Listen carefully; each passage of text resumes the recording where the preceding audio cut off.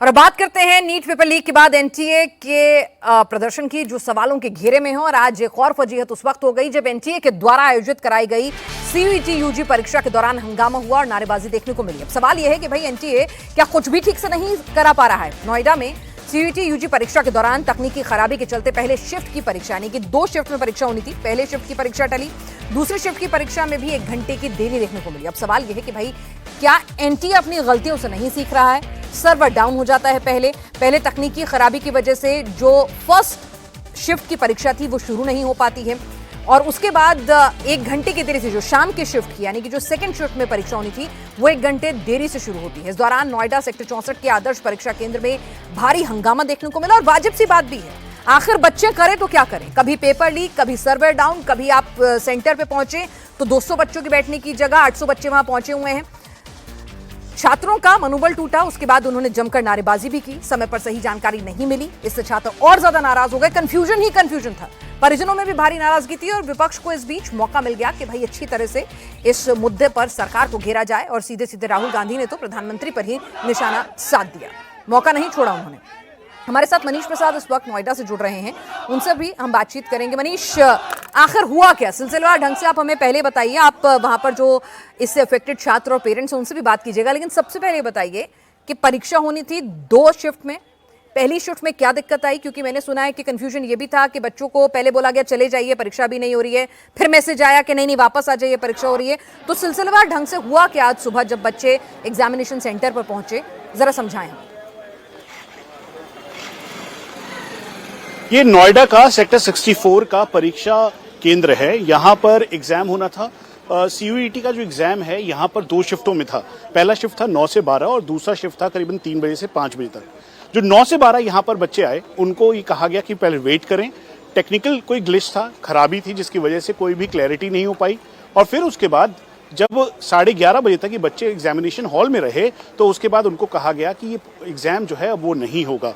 Second shift का जो exam करीबन 2:30 बजे एंट्री पॉइंट था और 3 बजे से शुरू होना था 5 बजे तक, उसका भी टाइम शिफ्ट किया गया, उसको 4 से 6 किया गया। सेकंड शिफ्ट का एग्जाम इस समय अंदर हो रहा है। जो बच्चे हैं वो अंदर हैं, लेकिन उनके परिवार के लोग काफी परेशान हैं क्योंकि कोई क्लैरिटी नहीं थी। उसके साथ साथ जो यहाँ पर जो दूर दूर से लोग आए हुए थे वो काफी ज्यादा परेशान थे। मेरा नाम सबील अहमद खान। कितनी मुश्किल हुई? क्या आपको कोई बताया गया, इन्फॉर्मेशन दिया गया था? नहीं, अभी तक कोई इन्फॉर्मेशन नहीं है। टाइम था 1 बजे से 2:30 बजे तक का, लेकिन 2:30 बजे एंट्री कर रहे हैं। अब पता नहीं एग्ज़ाम हो भी रहा है या नहीं, कंफर्म नहीं है। आपका क्या नाम है? परवीन। फर्स्ट शिफ्ट का क्या हुआ, फिर उसके बाद सेकंड शिफ्ट का क्या हुआ? हमें सुबह 1 बजे पहुंचे थे तो बोले एंट्री 2:30 बजे होगी। फिर 2:30 बजे पहुंचे, अब बच्चा अंदर है, ये पता नहीं है एग्जाम हो रहा नहीं हो रहा, क्या इशू आ रहा है, कुछ पता नहीं है। मैम, आप लोग यहाँ कितने बजे पहुंचे थे? क्या एग्जाम हो पा रहा है? आपका क्या नाम? मेरा नाम अरमान है। अरमान, क्या हुआ? क्या आप एग्जाम दे पाए? फर्स्ट शिफ्ट में था आपका या अभी सेकंड शिफ्ट? मैं नहीं था आज, मैं अपने फ्रेंड के साथ आया था, उसका सेकंड शिफ्ट में था, डिले हो गया था उसका 1 घंटे से, फिर भी उसको एंट्री मिल गई थी टाइम पे। अब आप यहाँ पर देखें जो और स्टूडेंट्स हैं, क्या नाम है आपका? आप एग्जाम देने आए थे? फर्स्ट शिफ्ट में एग्जाम था? अच्छा, ठीक है।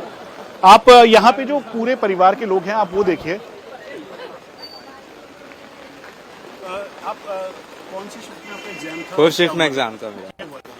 उन्होंने अनाउंसमेंट करी थी, हमारा पेपर कमेंस नहीं हुआ था, 2 घंटे हो गए थे। उन्होंने कहा था अभी पीछे से बैकएंड से पेपर नहीं आया है, आप थोड़ी देर और वेट करो। 5 बार अनाउंसमेंट होगी, 15 मिनट 15 मिनट 15 मिनट। फिर लास्ट में उन्होंने अनाउंस किया कि पेपर कैंसिल हो गया, आप सब जा सकते हैं। पर उन्होंने बाद में बोला कि सारे स्टूडेंट खुद उठ के चले गए, पर ऐसा कुछ था नहीं। उन्होंने खुद ही अनाउंस किया था कि आप सारे जा सकते हो। इन्होंने गेट्स भी खुद ही खोले थे, सारी लाइन्स भी फॉर्म इन्होंने करवाई थी, पर अब इनकी तरफ से कोई सपोर्टिव आर्ग्यूमेंट है ही नहीं किया। इन्फॉर्मेशन आप लोगों को दी थी कोई भी? मनीष, तो ये क्या फर्स्ट शिफ्ट में एग्जाम होना था, ये एग्जाम दे पाए या नहीं दे पाए? अगर बच्चे बाहर निकल गए सेंटर से तो हुआ क्या?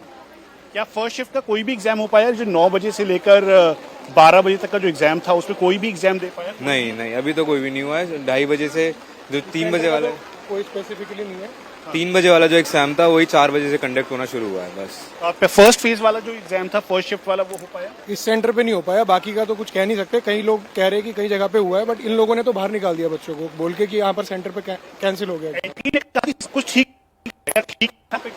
यहाँ पे बायोमेट्रिक्स भी ले लिए थे, एडमिट कार्ड भी सबमिट करा लिए थे, और इन्होंने एंड में हमें यही कहा था कि आप सब जा सकते हो, आपका पेपर कैंसिल हो गया है। अब आप पिनास देखिए कि वो स्टूडेंट हैं और स्टूडेंट के परिवार के लोग भी हैं यहाँ पर, क्योंकि कई अलग अलग जगहों से दूर दूर एरिया से आए हुए बच्चे हैं, उनके परिवार के लोग हैं जिनके पास कोई भी इंफॉर्मेशन नहीं थी और वो ये चाहते थे कि उनका एग्जाम हो सके। लेकिन जो सबसे बड़ी प्रॉब्लम ये थी कि टेक्निकल ग्लिच जो हुआ, जिसकी वजह से आप चाहे वो कंप्यूटर कह लीजिए या सिस्टम कह लीजिए, वो वर्क नहीं कर रहा था। और यही मनीष, सवाल यह है कि सिस्टम फेलियर आखिर कब तक, मतलब अगर आपकी इतनी शीशा लेदर हो रही है, आपको सुप्रीम कोर्ट से फटकार लग रही है, आपको भंग करने की सिफारिशें हो रही हैं, उसके बावजूद भी एक दूसरा मौका आता है तो आप एग्जाम कंडक्ट नहीं करा पा रहे हैं, फिर से server down, technical glitch, no information कि भाई एग्जाम कैंसिल हुआ है, नहीं हुआ है, किन किन सेंटर्स पे हुआ है, कुछ नहीं हुआ। एनटीए का अगर ऑफिशियल हैंडल देखूं तो वहां पर एक जानकारी कि भाई अब सब दुरुस्त कर लिया गया है, एक्सटेंडेड टाइम दे दिया गया है। भाई अभी बच्चा बोल रहा है ना कि पेपर ही नहीं हुआ फर्स्ट फेज का, तो फिर क्या होगा? तो क्लैरिटी कहीं नहीं है, अनसर्टेनिटी पूरी है और इसीलिए छात्रों में और छात्रों के विभागों में गुस्सा है, जो लाजमी भी है। मनीष, इस अपडेट के लिए आपका शुक्रिया। और नोएडा में परीक्षा केंद्र पर जब परीक्षार्थी पहुंचे, उनके परिजन जब पहुंचे और ये कियोस्क देखा और जब कंफ्यूजन था, बच्चों को कहा पेपर कैंसिल हो गया, फिर रुकने के लिए मैसेज आया, तो क्या क्या परेशानी हुई सुबह से, जरा उन्हें भी सुनिए, आपको समझ में आएगा कि एनटीए ने कैसा कियोस्क क्रिएट किया है। सीयूईटी के एग्जाम को लेकर इस समय आदर्श जो इस समय परीक्षा सेंटर है, यहाँ पर सभी स्टूडेंट्स, उनके पेरेंट्स हैं, यहाँ पर लोग काफी परेशान हैं, स्टूडेंट्स काफी परेशान हैं, कोई क्लैरिटी नहीं मिल रही है। चारों तरफ इस समय भीड़ दिखाई देगी और वजह बिल्कुल क्लियर है कि इस भीड़ के जरिए यहाँ पर जो लोग हैं वो बार बार ये जानना चाहते हैं कि आखिरकार एग्जाम कब होगा या फर्स्ट शिफ्ट में जो एग्जाम था वो कब होगा। मेरा नाम कृष्णा शर्मा है एंड मेरा फर्स्ट बैच में एग्जाम था और मेरा एग्जाम जीएटी एंड इंग्लिश का था आज। एंड उसमें इन्होंने पूरे 2 घंटे बिठा के रखा एंड कोई भी इनका सर्वर नहीं स्टार्ट हो रहा था। एग्जाम में पासवर्ड डाला, जब भी इन्होंने स्टार्ट नहीं हुआ एंड 2 घंटे बाद इन्होंने बोला कि that exam is cancelled and postponed. And अब वापस हम आए हैं कि पूछने के लिए कि, तो इन्होंने बोला है कि अभी वो पोस्टपोन्ड हो गया, उसके रिजल्ट रिगार्डिंग कोई अभी रिपोर्ट नहीं आई है। तभी आपका क्या नाम है? मेरा नाम अनिल कुमार शर्मा। आप यहाँ पे एग्जाम दिलाने आए हैं बेटे को, कितनी मुश्किल हुई, क्या कोई क्लैरिटी मिली अभी? मुश्किल अभी क्लैरिटी कुछ नहीं है, अभी अनाउंसमेंट हुआ, कोई रिटर्न नोटिफिकेशन नहीं आया इनका। बच्चों पेरेंट्स सुबह से मतलब 7 बजे से यहाँ पे आए हुए, रिपोर्टिंग टाइम था, 5-6 घंटे तक इन्होंने बिठा के रखा सबको, उसके बाद भी कोई क्लैरिटी नहीं है। आपका क्या नाम है? मेरा नाम कृष्णा है। आपका भी एग्जाम था? हाँ, मेरे शिफ्ट 2 में इनने भी बहुत, शिफ्ट 2 के लिए भी 2 घंटे डिले कर दिया। पहले 1 बजे से एंट्री थी, अब 2:30 बजे से एंट्री कर दिया इनने। फिर 5 बजे पेपर खत्म था, अब 7 बजे पेपर खत्म होएगा, ये सब था।